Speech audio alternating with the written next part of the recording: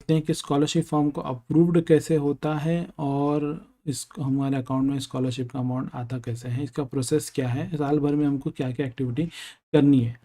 तो पहले तो प्रोफाइल पे जाएंगे तो एक सबसे बड़ी गलतफहमी होती है कि मेरा 100% फॉर्म भर दिया गया है तो मेरे को स्कॉलरशिप अमाउंट आ जाएगा।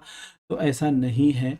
तो स्कॉलरशिप फॉर्म इसके बाद भी एक प्रोसेस होता है, वो ये होता है कि आपको ऑल स्कीम में जाने के बाद स्कीम अप्लाई करना पड़ता है। देखिए यहाँ पे एक स्कीम लिखी हुई है, ये ईबीसी वाली है जो आप पहले करे होगे, डीटी का डिपार्टमेंट है, अप्लाई बटन पे क्लिक करना होता है। तो माइनॉरिटी स्कॉलरशिप के केस में आप क्या करोगे, आप ऑल स्कीम में ही क्लिक करोगे, यहाँ पे आप माइनॉरिटी डिपार्टमेंट सेलेक्ट करोगे, फिर इसके बाद आप यहाँ पे डीटी अगर इंजीनियरिंग वाले हैं तो ये सेलेक्ट करेंगे। तो ये होने के बाद जैसे सर्च बटन दबाओगे तो आपको वापस से ये चीज़ लिख कर आनी चाहिए इधर पे, माइनॉरिटीज़ कम्युनिटी डीटी या माइनॉरिटी डिपार्टमेंट का नाम, और अप्लाई बटन पे क्लिक कर लेना है। जैसे अप्लाई बटन पे क्लिक करते हो तो आपको रिन्यूअल का पूछता है। अगर आप रिन्यूअल स्टूडेंट हो, मतलब पिछले साल स्कॉलरशिप आई थी या आने वाली है, तो आप रिन्यूअल हो जाते हो तो पिछले साल का स्कॉलरशिप का एप्लीकेशन आईडी डालना पड़ता है। अब वो कहाँ से लाऊं, तो वो मैंने आपको बोला था प्रिंट आउट निकाल के रखना है। इनकेस प्रिंट आउट नहीं निकाला, भूल गया, तो आप यहाँ पर भी जा सकते हैं माई अप्लाइड स्कीम हिस्ट्री पे। जैसे ही आप इसमें क्लिक करोगे तो माई अप्लाइड स्कीम हिस्ट्री पे अगर जाओगे ना, तो आपको ईयर सेलेक्ट करना है, पिछले साल कौन से ईयर में थे, हो सकता है आपको गैप लगा हो। तो वहाँ पे जाकर आपको ये एप्लीकेशन आईडी पे मिल जाएगी, उसको फिर आप यहाँ पे डाल दो और फिर आगे यहाँ पे नो पे सेलेक्ट करो, यहाँ पे नो पे सेलेक्ट करो अगर आप ईडब्ल्यूएस के स्टूडेंट नहीं हो तो। और स्टाइपेंड अगर यस करोगे तो स्कॉलरशिप नहीं मिलने वाली है। और सेल्फ डिक्लेरेशन का डॉक्यूमेंट डालो। सेल्फ डिक्लेरेशन क्या होता है, ये सेल्फ डिक्लेरेशन है, इसका पीडीएफ का लिंक मेरे डिस्क्रिप्शन में अवेलेबल है। और ये कैसे फॉर्म भरते हैं मैंने पूरा दिया है यहाँ पे, स्क्रीन पे आप देख सकते हैं। यहाँ पे 10 रुपीज़ का stamp paper, non judicial stamp paper लगाना पड़ता है, ज़रूरी है। ये सब हो जाएगा जब आप फॉर्म भर दोगे तो सेव बटन पे क्लिक करना है। सेव बटन पे जैसे ही क्लिक कर दोगे ना, तो आपको ऐसा सक्सेस लिख कर आएगा और एक एप्लीकेशन आईडी जनरेट होगी। ये एप्लीकेशन आईडी जनरेट होगी तो ये प्रूफ करता है कि आपने अभी 100% फॉर्म भरा है। व्यू पे क्लिक कर लें। व्यू पे क्लिक करके आपका फॉर्म दिखेगा, आपका फ़ोटो दिखाई देगा इधर पे, और फिर आपको दिखेगा आपका अमाउंट कितना सैंक्शन हुआ है। और फिर उसका प्रिंट निकाल लें। प्रिंट निकालने के टाइम अगर प्रिंटर कनेक्टेड नहीं है तो उसको सेव पीडीएफ में सेव कर लें, अगर प्रिंटर कनेक्टेड है तो प्रिंट कर लें आप, और प्रिंट करके आप उसको रख लें। और एक कॉपी तो अपने पास ज़रूर रखें, कॉलेज में जितने मांगे हैं डॉक्यूमेंट के साथ उतने दे दें। और आधार कार्ड लिंक है क्या ये भी चेक कर लें, क्योंकि आधार अगर लिंक होगा तो ही पैसे आपके अकाउंट में आएगा। टिक होना चाहिए, ये आपका टिक करवाना आना चाहिए। अगर टिक करा हुआ नहीं आ रहा है इनकेस, तो आधार से कैसे लिंक करते हैं स्कॉलरशिप का फॉर्म, इसका एक वीडियो मेरे प्लेलिस्ट में अवेलेबल है, उसको आप डिटेल में जाकर देखिए, उसमें सोल्यूशन मैंने दिया है। फिलहाल हम आगे बढ़ते हैं। माई अप्लाइड स्कीम में अगर आप जाते हो, अंडर स्क्रूटिनी में आपका फॉर्म दिख रहा है, तो आपका अप्रूव्ड इस इधर पे आना चाहिए। अगर ये आया तो ही आपको स्कॉलरशिप अमाउंट आएगी। और ये अंडर स्क्रूटिनी से हटकर अंडर डीडीओ होना चाहिए, और यहाँ पे आपको चेक रिडीम स्टेटस का एक लिंक आना चाहिए।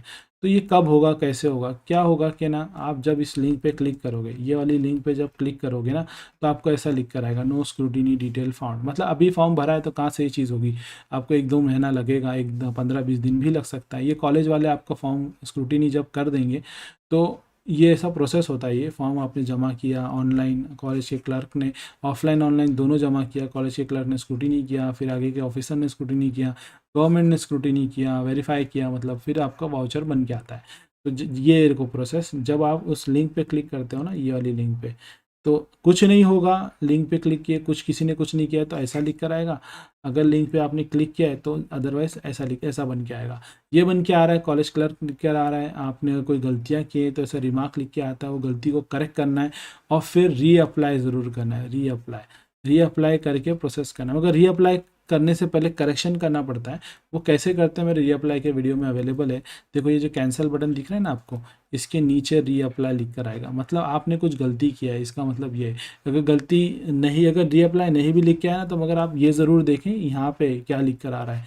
ये इंपॉर्टेंट है, मोस्ट इंपॉर्टेंट तो यहाँ पे यही है। देखो ये स्टूडेंट ने गलती क्या क्या किया है, वो सब लिखा हुआ है इधर पे। कितनी बार, 2 बार कॉलेज क्लर्क ने उसको करेक्शन के लिए भेजा है। तो ऐसा केसेस अराइज होता है स्टूडेंट के साथ, और ये गलत फहमी में रहते हैं कि मैंने तो फॉर्म भर दिया, हो गया, मेरे को पैसे आ जाएंगे।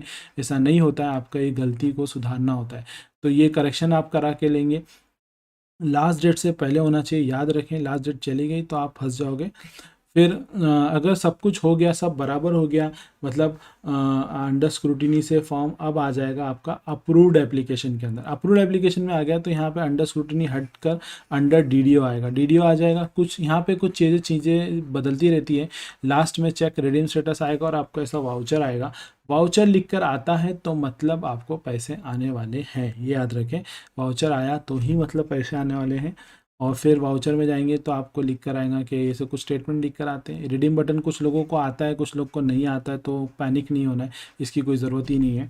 फिर कुछ दिन के बाद आप यहाँ पे देखोगे फंड डिसबर्समेंट इन प्रोसेस, जो अमाउंट लिखा रहेगा, मान लीजिए यहाँ पे 25,000 लिखा है, तो इतना अमाउंट 2 इंस्टॉलमेंट में 25,000 आपको आएंगे। तो पहला 25,000 ये आता है, तो फंड डिसबर्समेंट इन प्रोसेस मतलब पैसे आने वाले हैं। पैसे अगर आ गए हैं तो फिर लिख कर आएगा फंड डिसबर्ड। अब पैसे आ गए तो हमको कैसे मालूम पड़े? कभी कभी क्या होता है ना, बैंक से मैसेज नहीं आया, हम ये बैंक के भरोसे में रहते कि बैंक से पैसे नहीं आया। तो देखो मैंने आपको क्या बोला, आधार लिंक होना चाहिए।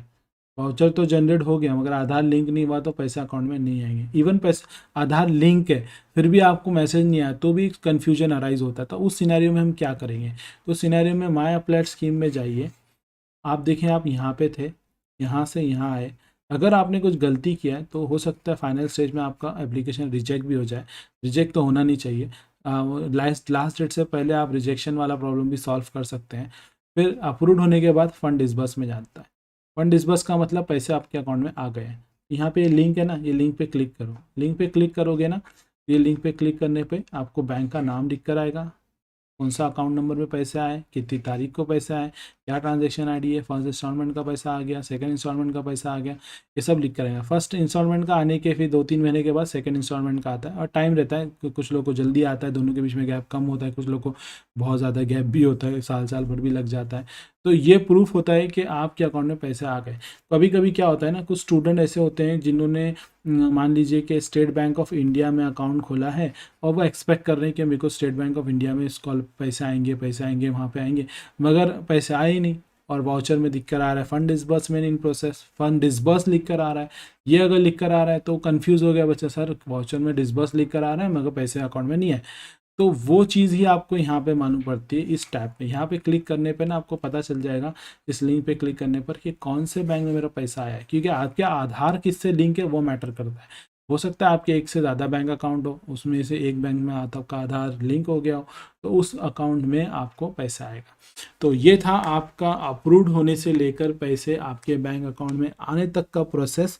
तो अब आई होप आपको ये पूरा प्रोसेस समझ में आया है। इसको फॉलो अप करते रहना है। ये जितना मैंने आपको वीडियो में बताया हूँ, ये थोड़ा सा साल भर का प्रोसेस है। लॉगिन कर करके चेक करिए, क्योंकि अगर आप लॉगिन हर महीने नहीं करोगे ना तो पासवर्ड एक्सपायर्ड हो जाता है।